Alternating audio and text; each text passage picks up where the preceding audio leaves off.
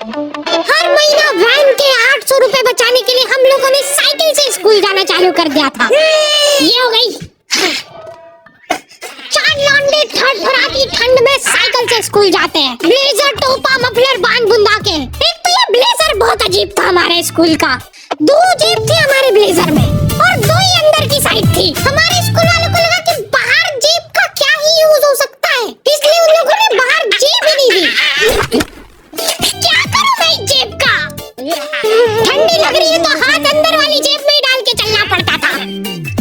कोनी से साइकिल चला के आते थे हम लोग स्कूल। सबको ऐसा लगता था कि हम लोग अपाहिज हैं। और फिर एकदम से हम लोग हाथ बाहर निकाल लेते थे।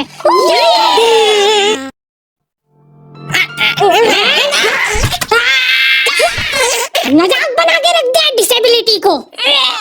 अपाहिज लोगों की रिस्पेक्ट कम हो गई थी हमारी वजह से, लेकिन लड़कियां खुश हो गई थी इस इनोवेशन से। उनको लगा था कि ब्रा का खर्चा नहीं करना पड़ेगा, अपना जो भी सामान है उसको एकदम जेंटली इन जेबों के अंदर प्लेस कर देंगे। लेकिन इसमें छोटी सी दिक्कत थी।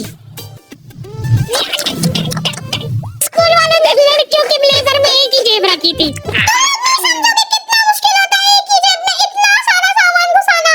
हर रोज लेट होते थे हम लोग स्कूल, क्योंकि मेरी साइकिल की चेन ढीली थी। थोड़ी सी भी स्पीड बढ़ाते थे तो वो चेन उतर जाती थी। लेकिन पापा ने मेरे को प्रॉपर ट्रेनिंग दे रखी थी चेन चढ़ाने की। एक जना ऐसे खींचेगा टायर, उतने में अपने को पानी से फटाफट कस देना है। ये हो गई टाइट।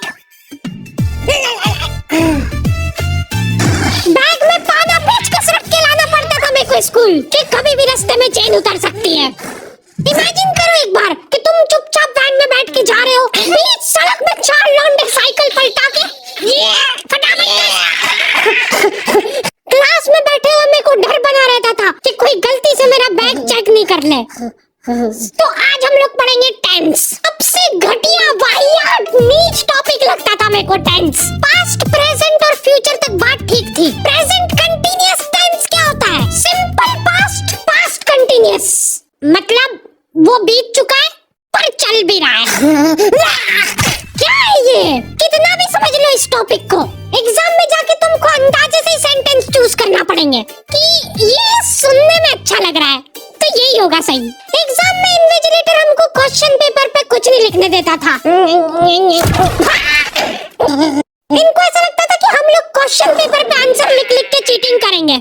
लेकिन हमारी क्लास के बच्चे एडवांस हो गए थे, ये पूरी की पूरी आंसर शीट एक्सचेंज कर लेते थे। तू लिख के दे देखो आता है तो। बोर्ड एग्जाम थी यार हमारी, और हमारे स्कूल वाले बोर्ड एग्जाम को बहुत सीरियसली लेते थे।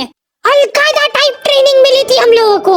एग्जाम देते हुए कहीं से भी बॉम्ब गिर सकता है, लेकिन तुम्हारे हाथ नहीं रुकना चाहिए, चाहे तुमको क्वेश्चन आता हो या ना। कुछ न कुछ लिख के ही आना है।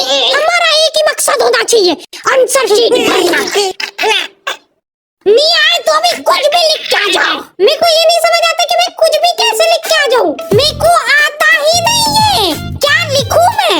एक तो हमको इतना डरा धमका के भेजा गया था ना सेंटर पे, मैं नर्वसनेस में जाके अपना नाम भूल गया वहाँ पे। इन्विजिलेटर ने नाम पूछा, मैं सोच रहा हूँ क्या हो सकता है। बेटा नाम तुम्हारा। 2 मिनट। हाँ हेलो मम्मी, मेरा नाम क्या है? बोर्ड एग्जाम के नाम पे इतना डरा दिया था ना स्कूल वालों ने हमको। अच्छे का मुंह निकल जाता है टट्टी के साथ मिक्स होके। तुम लोगों का एक सेंटर आएगा जिसके चारों तरफ सैनिक तैनात रहेंगे। बिना एडमिट कार्ड के वहाँ पे आसपास भी भटकते हुए मत दिख जाना, जिंदा जला देंगे वो लोग। और अगर चीटिंग करते हुए पकड़ा गए तो ना तो तुम हमको जानते हो ना हम तुमको जानते हैं। हम लोग एग्जाम वाले दिन सेंटर पहुंचे तो बच्चों से ज्यादा सिक्योरिटी थी वहाँ पे। आज तक इतनी सिक्योरिटी मैंने एयरपोर्ट पे भी नहीं देखी थी। आर्मी वगैरह खड़ी थी वहाँ पे टैंक लेके। वो सिक्योरिटी वाले एक एक रबड़ का रैपर निकाल के देख रहे थे कि उसके पीछे तो नहीं लिख के लाया कुछ। क्या लिख लूंगा मैं इतनी सी जगह में? लिख भी लिया तो मेरे को ही समझ नहीं आएगा कि क्या लिखा है। कुछ चीजों का मेरे को लॉजिक ही समझ नहीं आया था कि तुम नंबर वाली घड़ी पहन के नहीं जा सकते हो, पहनना है तो कांटे वाली पहनो। उनको शायद शक हो गया था कि ये सारे लोग एक साथ कोऑर्डिनेशन करके बम नहीं फोड़ दे। उधर एक बच्चे की घड़ी का अलार्म बज गया और वो बजता भी बम के टाइमर जैसा। अलकायदा जिंदाबाद। जिस पाउच में तुम सामान ला रहे हो वो भी ट्रांसपेरेंट होना चाहिए। मेरे बैग में से इनको पानी पेचकस मिले थे। क्या जवाब दूं मैं इसका कि क्या यूज में आते हैं। उनको वहाँ पे डेमो करके बताना पड़ा कि ये यूज में आता है ये सब आइटम। फिर बाकी बच्चों ने भी कंफर्म करा कि हाँ देखा तो है हमने इनको रास्ते में ये हरकत करते हुए। ये सब देख के उन्होंने मेरे पाने पेचकस तो हाथों हाथ नाली में फेंक दिए थे। हमारे एक साथी की जेब में से ड्रग्स बरामद हो गए थे। अरे ड्रग्स नहीं है, ये इनहेलर है। इसको ऐसे सूंघते हैं, नाक बंद होती है तो नाक खोलने के बाद भी अगर तुम इनहेलर को पूरी ताकत से सूंघते हो, आंखें दिमाग में ठंडक हो जाएगी तुम्हारे। वो बच्चे नहीं होते जो पूरा साल टाइम पास करते और एग्जाम के एक दिन पहले पढ़ के एग्जाम देने आ जाते हैं। वो बनने की मैं कोशिश ही कर पाया था। सिर्फ मैंने सोचा था आखिरी रात मेरी है, रात भर मैं पूरा सिलेबस चाट जाऊंगा, पर मैं एग्जाम के एक दिन पहले ही बीमार पड़ गया। सर्दी हो गई मेरे को, तो मैंने सोचा ठीक है अभी थोड़ा रेस्ट करते, सुबह उठ के पढ़ाई करेंगे। नाक बंद हो गई भाई, नींद ही नहीं आ रही है।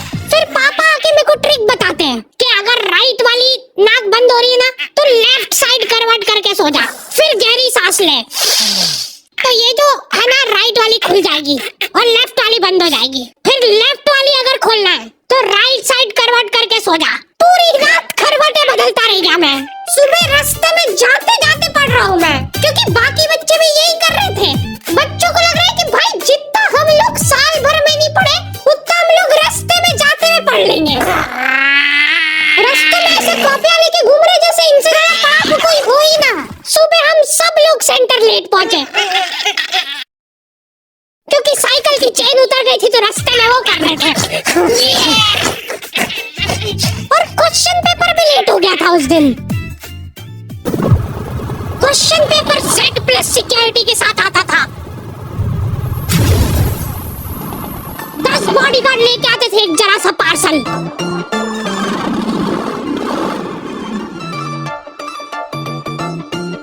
और फिर देने के बाद बोलते थे ये असली पार्सल नहीं है। असली नहीं है तो जोर से भी बोल सकते हो, ये असली पार्सल नहीं है।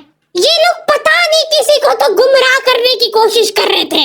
इनको डाउट था कि इतनी सिक्योरिटी के बाद भी कोई पेपर चोरी कर लेगा, तो ये लोग इतनी सिक्योरिटी में नकली पेपर लेके आए। असली पेपर तो एक और बॉडीगार्ड नाले में तैरता हुआ लेके आ रहा है। ये पानी पेचकस किसने डाले नाली में? ये लो, मजाक कर रहे थे हम तो। यही है असली क्वेश्चन पेपर। जाओ बांट दो फटाफट।